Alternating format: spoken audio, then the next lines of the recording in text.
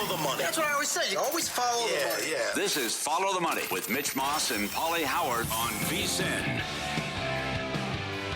Busy hour coming up as we're live in Vegas. Circuit Resort and Casino. Mitch Moss, Pauly Howard.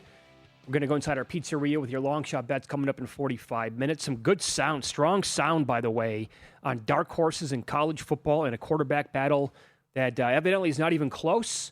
Pauly, we were just talking about this with Paul Charchi and, what to do with the Jordan Tyson injury with the Saints. And Charch said, Juwan Johnson had a monster year last year. He's going to get a ton of targets. He was third overall in receiving yards by a tight end in the entire league a year ago. So I said, well, Caesars has 30-1. They offer that market. Well, thanks to Mark, he hit me up on Instagram, Mitch Moss there. FanDuel has Juwan Johnson 75-1. Kind of a big deal. Yeah. That is absolutely worth plunking some change down on. Yeah. That's excellent. And a good observation he made as well. He also said off air the best time to do your draft, if you can, because all these injuries and with the news, is right around Labor Day weekend.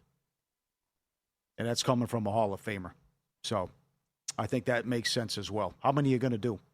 I'm cutting back. Are you? Okay. I'm cutting back for various reasons, but I'll probably still be in 4 or 5, I think. And all of mine are basically the week of, Labor Day or week 1 of the NFL.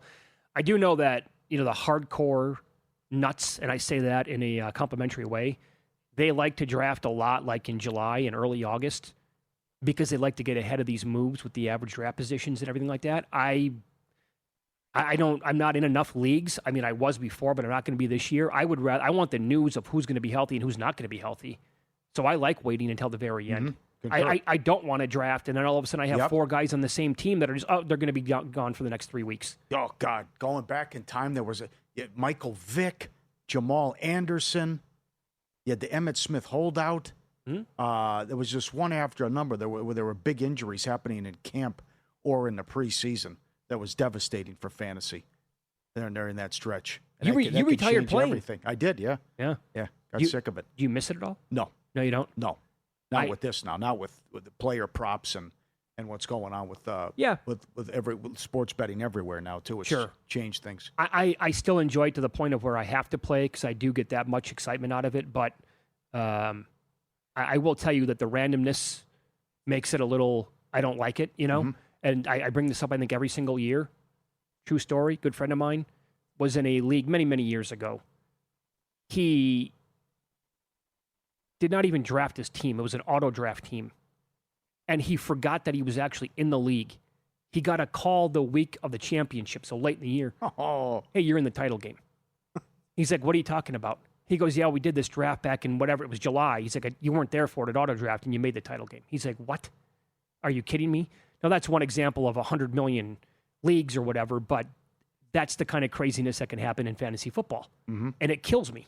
And the injuries bother me, because if you want to go in big and play for high stakes sometimes, it's like, I've had that idea, and I play for a decent amount, but the idea of really going like high stakes, I know it's going to happen.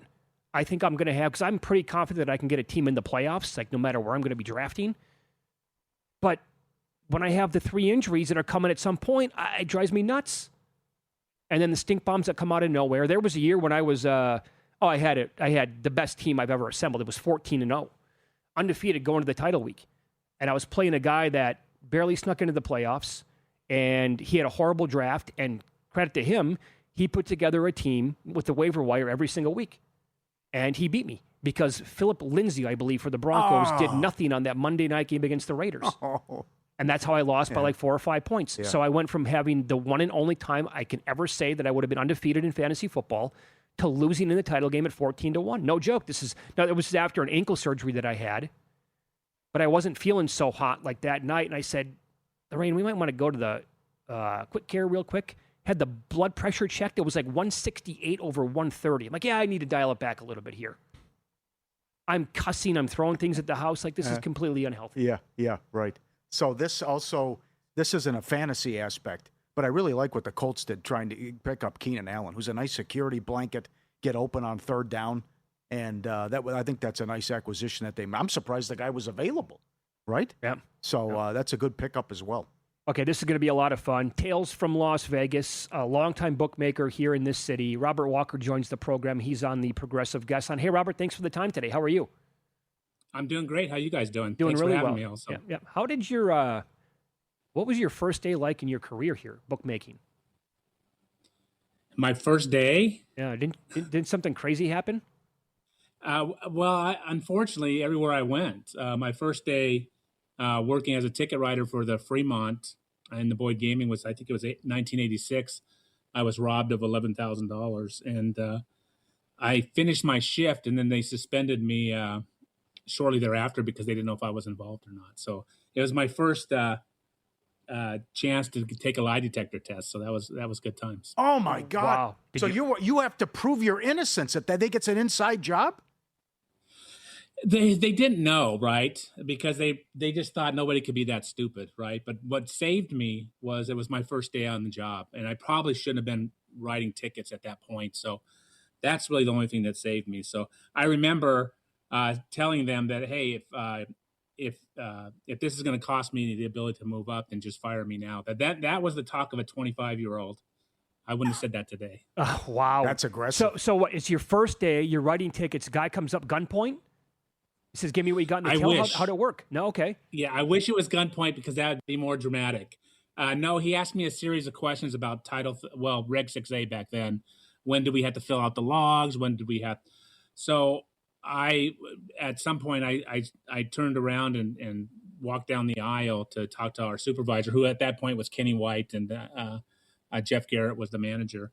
And he just reached over the counter, stole the hundreds, and then took off. I actually took off after him, but then I remembered I still had money in there. So, so that was that. And they caught the guy. I mean, so eventually they caught the guy. And, it was pretty, I guess it's one way that everybody in the company knew who I was right off the bat, which was the upside. Yeah. Yeah. Oh, that's awesome. How about this before we get to the story that's never been told before at the Stardust in 1992? Bite night. And if you could set up the first Tyson Holyfield fight when you were at the Mirage for 12 years and also at the Stardust and a bookmaker for over 2 decades, you're telling me Tyson gets out of prison and he's going against Holyfield, but Holyfield was such a big dog that he won and knocked him out in the 11th round. You guys got killed on that fight? Yeah, so that's when I got to the Mirage in October of 96, and that fight I think was in November of 96. And the damage had been done. We were taking plus 12 to 1, 15 to 1 on Holyfield before I got there, which is not to say that I didn't make matters worse, right, when I got there, because it was such a poorly booked event that we were basically going to break even or lose. What we did was $1.4 million. Holyfield was that big of a dog in the fight? Yeah, can you explain that? Because he at that time he had lost, I think, 3 of his last 6 fights, but still, it's a guy who'd only had 1 fight out of prison. It shows you the Tyson hype, though. Yeah, so I think it was that, and also the fact that Holyfield, I think he was 3-3 in his last 6 fights. He had some actual medical conditions too, or problems as well. So, but when I got to the Mirage, I think we were about 15 to 1, and the money that we were able to finally take back on Tyson was at 7-8 to 1, but that was just people arbitraging, right? They had taken the probably 12, 13 to 1. So you couldn't take it all back at 8 to 1 when you it was just a bad position. And we were just actually at the very end, we were just rooting for it to go the distance because Holyfield by knockout was our worst case scenario. And of course that's what happened. Yeah. Well, how did you adjust and then plan for the second fight in June of 1997? I can't remember what we opened them at, but obviously it was a much lower. I want to say somewhere in that 3 to 4 range, but I don't remember. Tyson was still a pretty decent favorite. And I remember that fight specifically because I was on the phone narrating it to our president back then, Bobby Baldwin. And I remember saying, I think he bit him. I wasn't sure because I couldn't tell from the first look.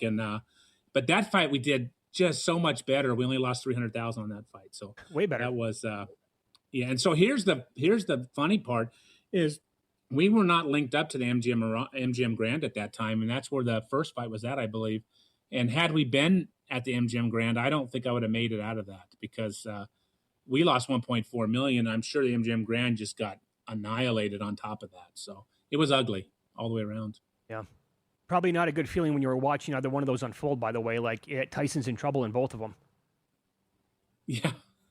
No, it was as bad as it could get, that first fight. The second fight, like I said, it was just a little bit better because we weren't as lopsided on it, but it still was bad. Most of the time, when the fight's in Vegas, we need the favorite to win.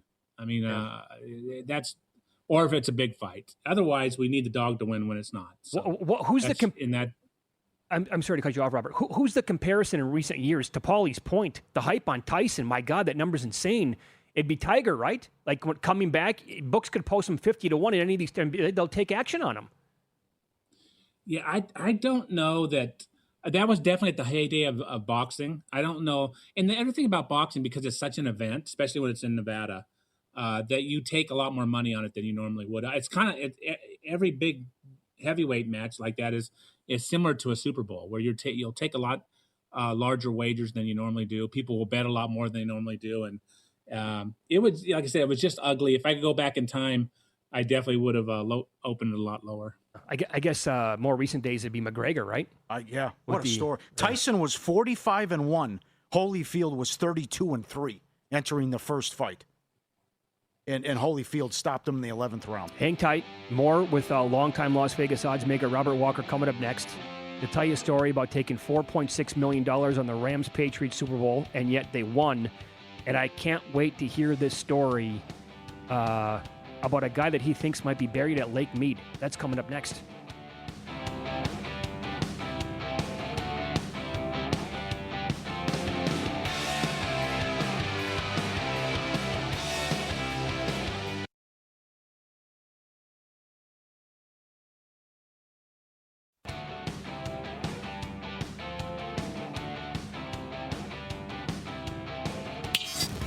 This is Follow the Money on VSiN.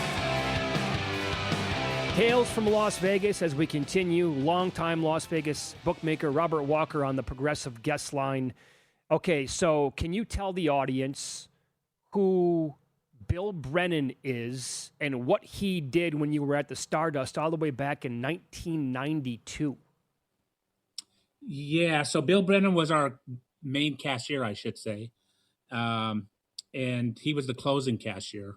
Back then, I don't know that people recall, but we didn't have all the writers could cash, right? So it was really you would bet sports or you bet race, then you'd go to a separate cashier that would basically hold all the money, and they would be the ones that cash. So what Bill Brennan did was he just was being a nice guy that day and told all the other cashiers. The procedure was the cashiers transfer the money to the main cage, right, to the casino cage. And he said, I'll take it. Don't worry. You can get out of here faster. You don't have to wait for surveillance or security. So basically, he just got all the money and he absconded with it. At the end of the night, he just took, it was $507,000 and he just took off with it. So without us, unbeknownst to us, even though we had procedures in place. So the story's never been told before, and it goes back to one of the biggest heist jobs in Las Vegas history. He had recently been demoted and was also testing security. If you get some of the clues that were there, how was he testing security before this? Yeah, so I guess over a period of months, he would make signs. I heard he even mooned them once. And he was looking to see if they acknowledged him in any way, right? So maybe he would flip them off or, do something where he wouldn't get in a lot of trouble. I guess he would get in trouble if he mooned them. But so just to see if they acknowledged that, hey, we saw you doing that or whatever. So eventually he was pretty confident that surveillance wasn't watching him on that camera, even though he had, so much money on him. So he had got demoted. He was a supervisor, and I don't know the reason he got demoted. It was before I got there. I got there the year before, and I'm not sure. But like I said, he was one of the nicest guys that you could work with. Always, I'm going to say, always went the extra yard to help everybody else, which is one of the reasons why he got us that night. And what really happened there was the way it works is at the end of the night, the supervisor counts you down, calls security, waits for security to come get you. in a locked box, and they take you to the cashier's cage. But in this case, Bill did the same thing. He told the supervisor, "Don't worry, I'll go get it." We had a library, handicappers library at the Stardust back then, where we'd put up sheets of stats and scores and whatnot before the internet, basically. And so about an hour later, it was either security called the supervisor or the supervisor went to see what was going on. And that's when he called me and said the cashier had took the money. I didn't understand what he was saying. This is before really cell phones and everything else. And he said he took $300,000. So I said, okay, I'm heading down there. And then he said, called me back about 10 minutes later and said, it's over $500,000. And I said, thank God I didn't want to come down there for 300,000. So it was just a really, really ugly night. And then of course we've never, he was on the FBI's most wanted for a long time. I think they just took him off in 2007, 2008. But they've never come close to finding out who he was. I will say this though, we didn't lose $507,000 because a lot of that was in chips, which are verifiable winnings. So it's probably closer to 300,000. I don't know the exact figure, but it was still ugly though. So that's incredible. So he wasn't able to redeem the chips then.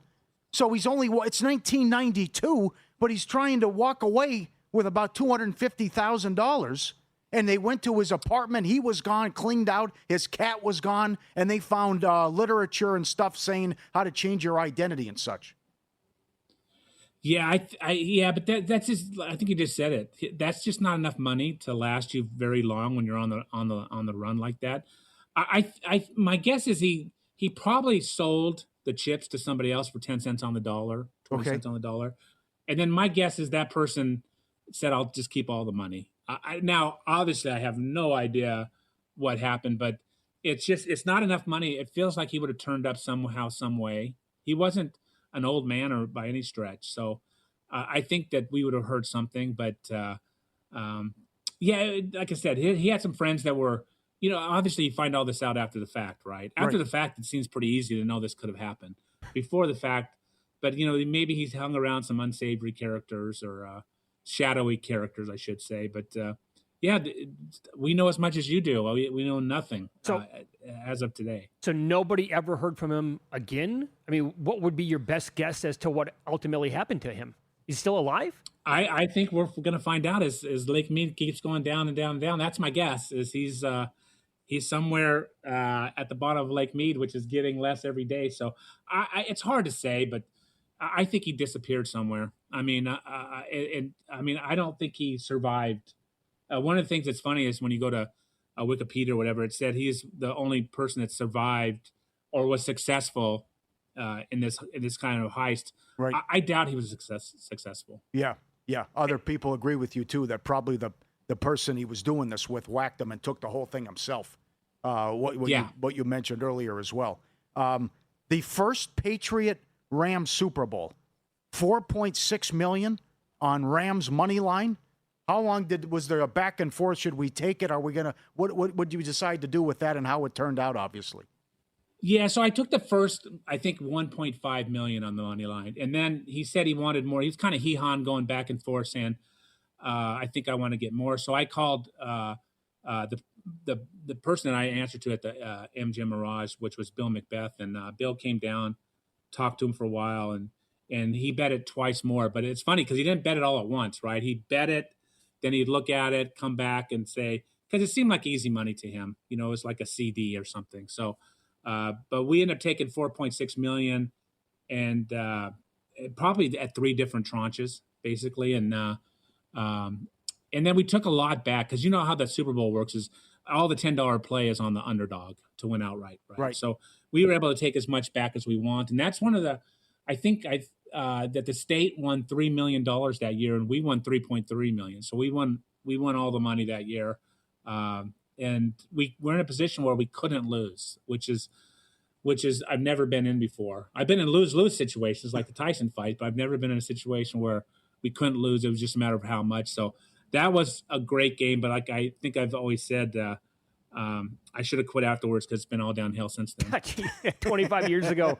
I'm not asking for names. Obviously, we would never do that. But was it a recognizable name? Was it a person that? Yeah. Okay. Yeah, very recognizable name. I've never said his name. I feel like it's his story to tell. I will say though, he got me the next year.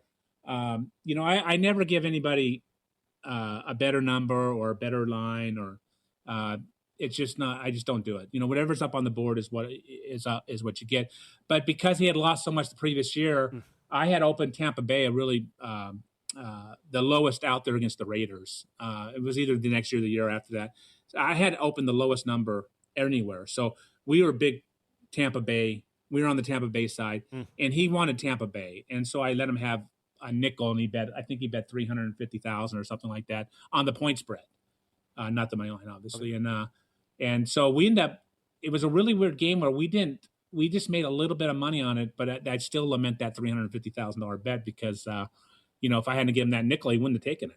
But I felt some obligation because of the previous year. So it still bothers me to this day that I gave him that extra nickel. Actually, could I guess the name? I'm not going to live on the air, but do you think if you gave me one guess, do you think I could get who it was? Go ahead. I would say Charles Barkley. No, he had the other side. I'm sorry, I didn't hear what you said. He said Barkley. Barkley had the other side, I thought. No, so Barkley mostly bet this was at the Mirage specifically, even though we ran the Mandalay Bay back then. But I think Barkley was mostly played at the Mandalay Bay and maybe at the MGM Grand. I don't think Barkley ever played physically, even though all the bets came into the Mirage. I don't think he ever physically played. So, but that's a good guess. That's not him. This person has more money. This person losing $4.5 million would be like me losing $20. I think it's Icon. Icon. No? You're in the ballpark. Okay. Thank you, my friend. Okay. Excellent job. Good to catch up with you. You've had an incredible career. Thanks for taking out a few minutes and sharing the Brennan story. Oh, anytime, guys. Thanks. I appreciate it. All the bad memories. Thank you. Yeah, no kidding. Thanks, Robert. That is, and what it led to afterwards at the Stardust, where how can an employee walk out the side door with $500,000 in chips and cash? I know. And that's unbelievable. Yeah. No, I knew Barkley was at the Mandalay Bay. Did he want? That's the Bogdanovich story. No, I know that. He had Patriot money line. Yeah. I thought, okay, I mixed it up. I thought that he wanted Rams big on the money line there. Okay, we'll rehash that, and you're going to hear one college football pundit's dark horses for the upcoming season. This is Follow the Money on VSiN, the Sports Betting Network.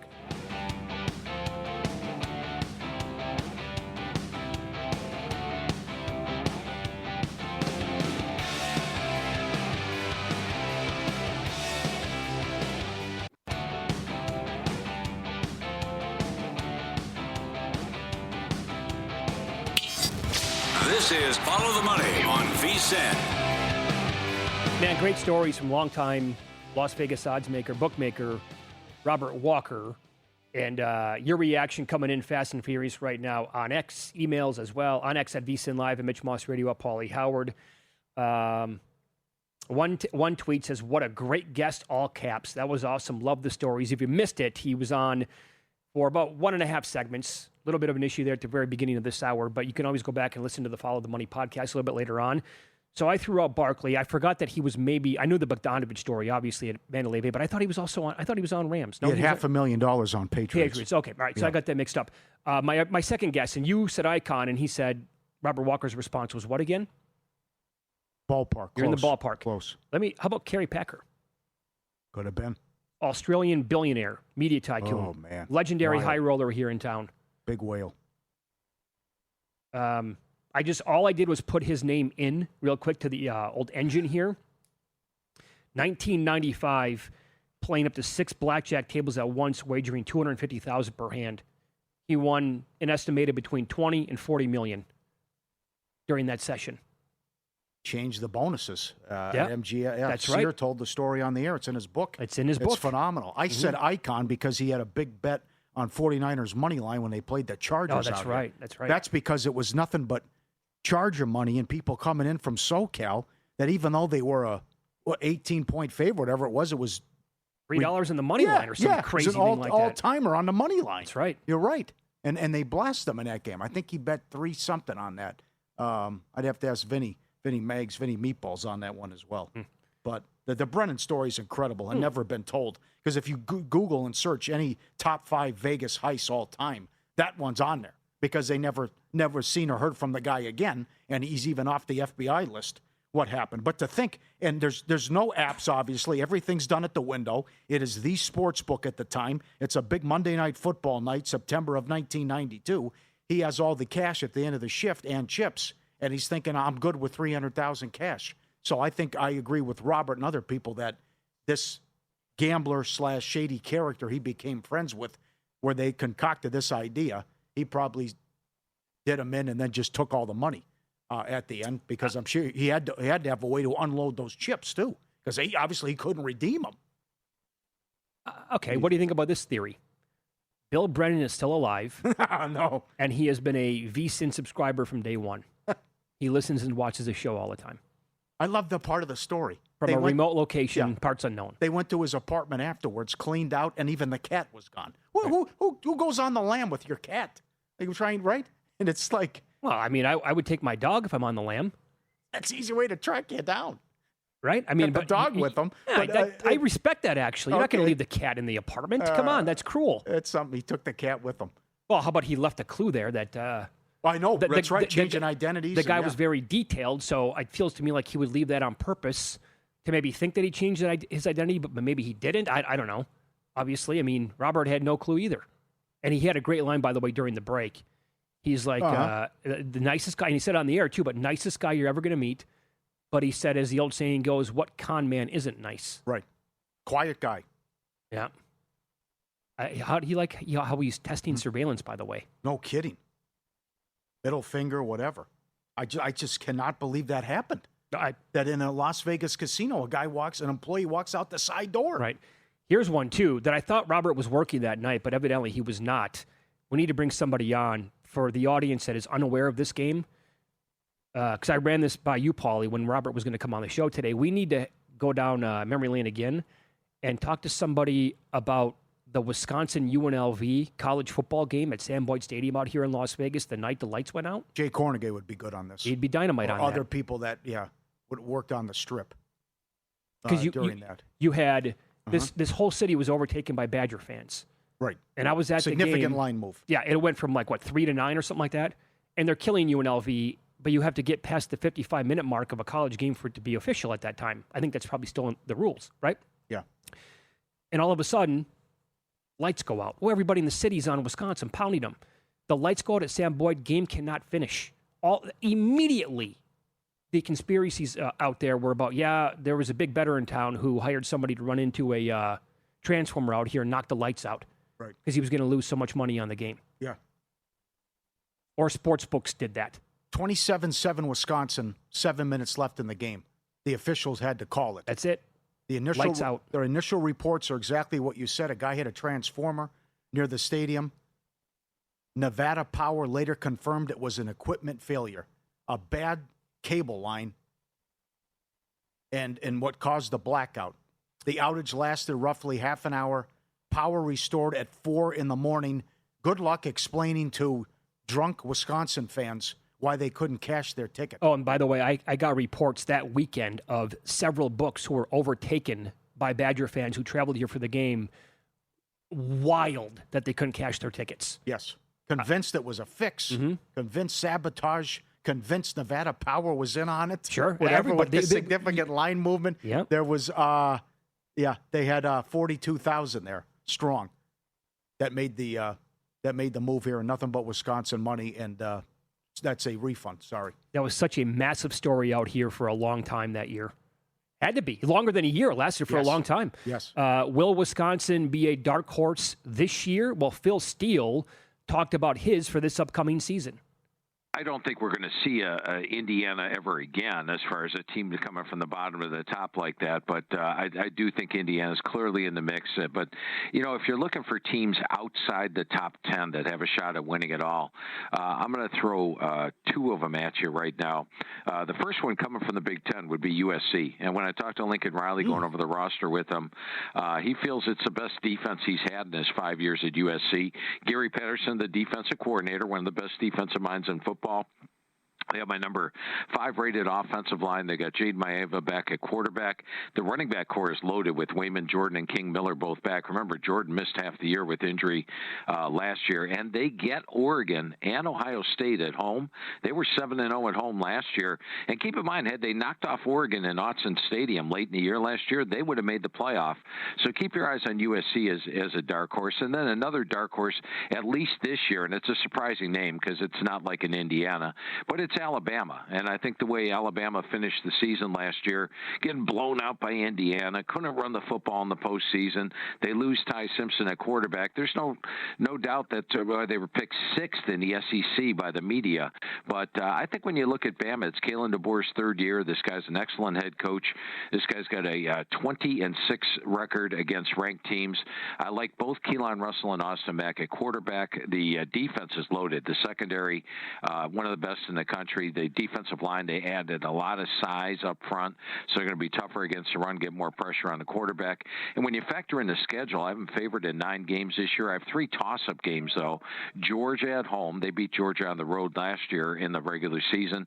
At Tennessee, at LSU. Nobody's talking about Alabama this year, but I think they could surprise. That's Phil Steele, 2 of his dark horses this year. He was on VSiN by the books with Jensen and Dave. Bama, dark horse? Do they qualify in your opinion? Yeah, they would qualify. Okay. I would think at 13. Well, I think that you're kind of on a dark horse. You had it in the guide, the VSiN College Football Betting Guide, Penn State, right? Playoff, yeah. Yeah. To win it all, that's aggressive. Well, but no, I'm not definitely going to go that far. But yeah, because the schedule's so easy. And they should go over their win total. And I would much rather have Penn State than USC. And that's schedule related. No Big question time about schedule. that. Big time schedule there. Yeah, that's. Imagine if the schedules were flipped. Yeah, no kidding. USC would be probably odds on to make the playoff this year. I also like his playoff pick, which is Navy 8-1, which he gave out too. I think Paul Stone did that. Yeah, when he did. Was on with Paul us earlier. definitely did. Out of that group of 6, who's going to get in there?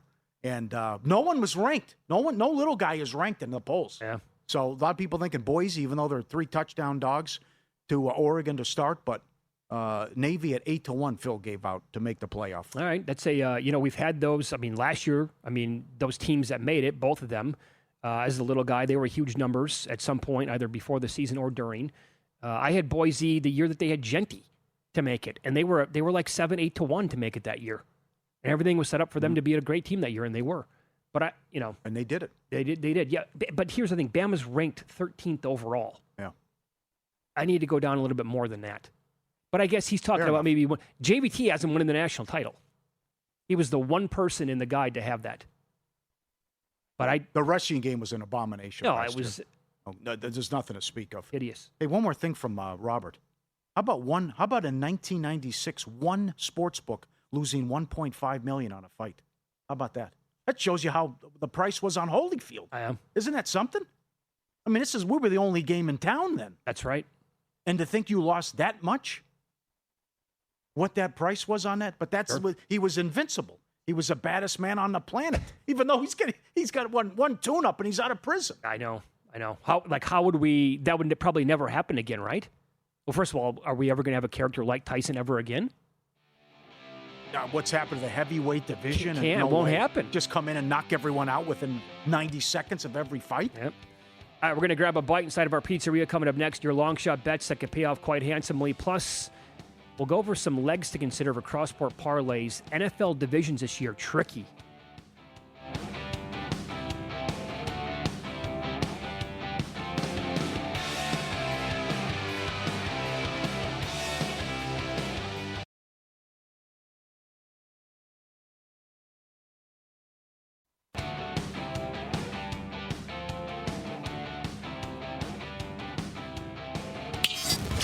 This is Follow the Money on VSiN.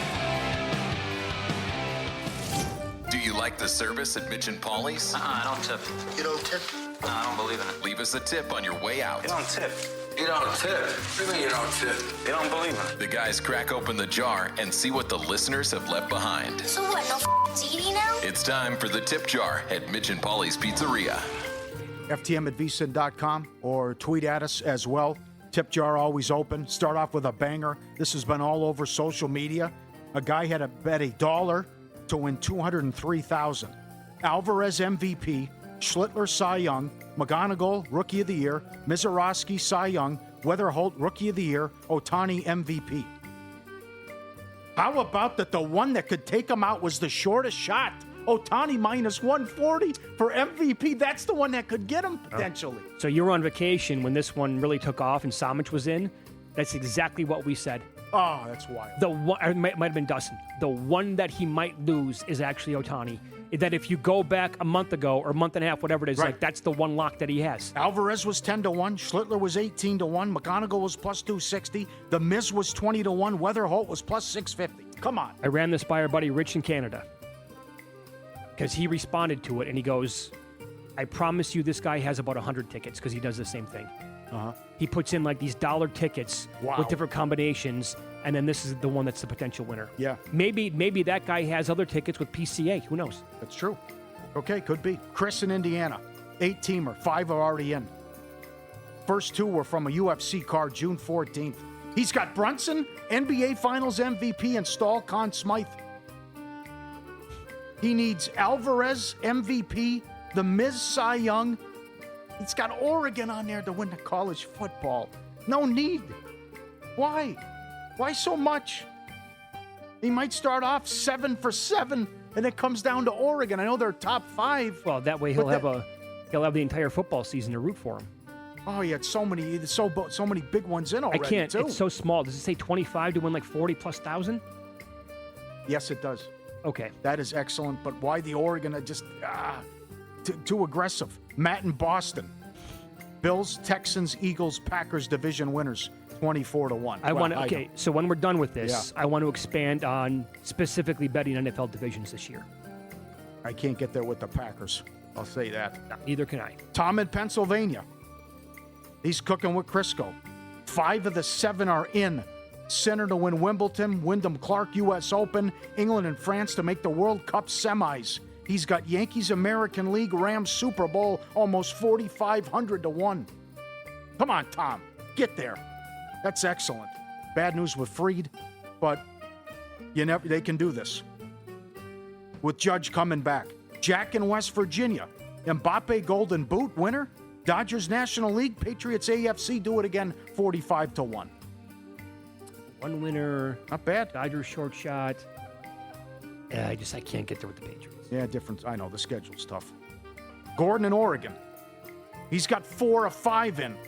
Jags, Pats, Seahawks, division winners.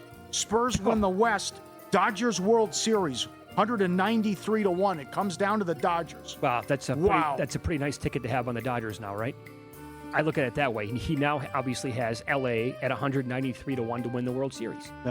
And prediction markets, hello, Circa. Hello. Is a spot where you can bet the no throughout the entire year. Good job, Gordon. I know you email all the time. FTM@vsin.com. We're rooting for you. Ginger Snap 22 on X. Stribling, most receiving yards. First 3 weeks, 150 to 1. Yeah, we talked about that earlier. Excellent. That's from Nick. Put me on that as well. Jimmy, Cape Cod. We love you, Nesson. Aces, Lynx, Finals Exacta. Okay, I like where his head's at. Oregon, Big Ten. Cowboys have more wins than the Seahawks. 40 to 1. Oh, getting very creative there. It's good. You can actually include those on cross-port parlays, huh? MGM has that. DK has that. I think Caesars has head-to-head, too. I could be wrong. What do you make of Oregon to win the good. Big Ten? Sure, I'm there for it, yeah. Absolutely. I don't have a problem with it. Ohio State schedule's brutal. It is, yeah. FTM@vsin.com. Or tweet at us as well. Okay. Do it every Tuesday. So let me, and this could be just talking about NFL divisions in general for these parlays, or, because I like to parlay, I don't like to do the NBA, but I like to do baseball and I like to do NFL, and not necessarily every year, but when it might make a little bit of sense, on a couple of teams, maybe 3, whatever, to win their divisions. I got to tell you, Paul, I think the Lynx to win the WNBA titles, but it's like even money. So that would be like one leg. If you're just trying to find one team to tie in to cross-port parlays this year in the NFL, there isn't one I would bet. There's not a single team that I would bet right now. Right now, maybe during the season, but right now, I'd rather bet them straight up. It's hard to put anything together. Yes. Okay, Rams, Bills, then what? I don't. But do we like the Rams enough to build parlays with them? I'm there with the Rams, yes. But I'd say Rams, Bills to start it. But other than that, I'd say good luck. I was Maybe also, Eagles, but the NFC South, now, good luck. AFC South, good luck. AFC West, good luck. Yeah. I mean, so with the Bills, last year I said I want to lay games with the Bills in their division. Like, well, I want to, because I think they're going to win it by 1.5, 2. They lost it. Like, I don't trust the Bills to, and I don't even like the Patriots this year. They're like $1.40 to win their division. I love the Allen quotes. Tightest group I've ever been a part of on a sports team. Yeah, well, everyone's buddy, and maybe Brady is that key that they need to get them over the top. I don't see it. Probably missed their chance last year, right? Yep. So I don't. The Texans at plus 120. A lot of love for the Texans. It does make sense, though. That's the one team I think I could circle. Here's why it makes sense. Every year, something has gone wrong. It's been catastrophic. Injuries, key guys out, O-line sucks, still make the playoffs. Right. So what if everyone stays healthy this time and they fix the O-line? That's why it could be maybe a 12-win team. Sure, and then you're buying on the biggest dip potentially of Stroud's career. Because what if he bounces back a little bit? Just a little. Yeah. Right? Because that defense is going to carry the day for sure. And it was terrible last year. Yeah. It's some horrible games. No doubt. I think Jacksonville comes back to the pack. Could be. And I don't want... Danny Dimes appears to be ready to go. But you can have him. I don't want the Colts. Yeah, all right. Titans, 2 years away, whatever. They were 8-2, though, when he got hurt. I understand that. Whatever. They was a great record. Sure. I can't get there with the Eagles. I think the Cowboys can win that division. Good luck in the look, and this is why I'd rather bet them straight. I bet the Lions at plus 180 to win the North. I'm not going to tie them up with Cross. I'd rather just have them straight. Because honestly, you can make a case for, I can't make a case for the Packers, but you can make a case for the Bears. You can make a case for the Vikings, I think, at that number. Also, the NFC South, you said the Buccaneers. I'll give you the Saints. That one's tough. Yes. As is the AFC West. Mayfield was running his mouth today. What did he have to say? We're going to shock a lot of people. But we've been watching a lot of TV, and no one likes us, and I'm gonna have a big year, and I'm confident we're gonna have a good year. Well, what does that mean by shocking a lot of people? Because I would say double-digit wins. Okay, winning the division, double-digit wins. Yeah, and he plays at a high level, and ticked off with the contract stuff too. Well, he's certainly. I mean, I could see it. He's done this plenty in his career where he can play at a high level. My question is, can he do it for a full year? Mm-hmm. Like Baker, Pauly and I pounding our chest last year that you were the MVP at the 7-week mark, 8-week mark, whatever it was. Do it for the full season, man. Put it together. He was playing that well last year, but I could also see these. That's also an indictment of the rest of the division, though, as well. Like, they're not going to ask much to win. Look what won it last year. I know. So I'll tell you what. Maybe building a parlay around teams to finish in last place. Yeah, that's where you can get nuts, and that's where I would start building with the Packers. Packers are plus 350. I bet that straight, and also maybe put them on some parlays. Because I think there's a chance here where you're going to get just bonkers results where you get a couple of those big ones in, and all of a sudden that multiplies like crazy. I do agree with Paul Allen. Vikings better win that game week 1 at home. Not going to say must win, but that you got to have that game. That's Parsons is out for the first 6 weeks. Yeah. You get him at home, all the hype. Kyler Murray coming in. Sure. You won 9 games last year. You always beat them when you always did well when it was Favre coming to the Metrodome. You always beat Rodgers when he would come to town. You got to win that game. College football season 10 days away. Getting the VSiN College Football Betting Guide's a great move, and it's free with VSiN Pro team previews, humans, Paul Stone, top 10, power ratings, proven betting systems, and a ton of picks and best bets with win totals and playoff and Heisman as well. And with VSiN Pro, you also get the NFL betting guide and the Fantasy Life Fantasy Football Guide. Every best bet, every host, every guest, the real-time betting splits, and the 24/7 video on the Watch app. Try it today, just $9.99, or lock in a full year and save 50% with the VSiN Pro annual subscription. Head to vsin.com/subscribe now and get it. Good show today. Got another full hour to go. Charchian was awesome. Robert Walker, great this hour. Again, if you miss any of it, you can always go and get the Follow the Money podcast. Derek Stevens coming up in about 35 minutes. And up next, more NFL. We discussed betting backup quarterbacks to win Offensive Rookie of the Year on yesterday's show, but overlooked one player who fits the mold. Plus, he has this going for him. Details on that coming up next.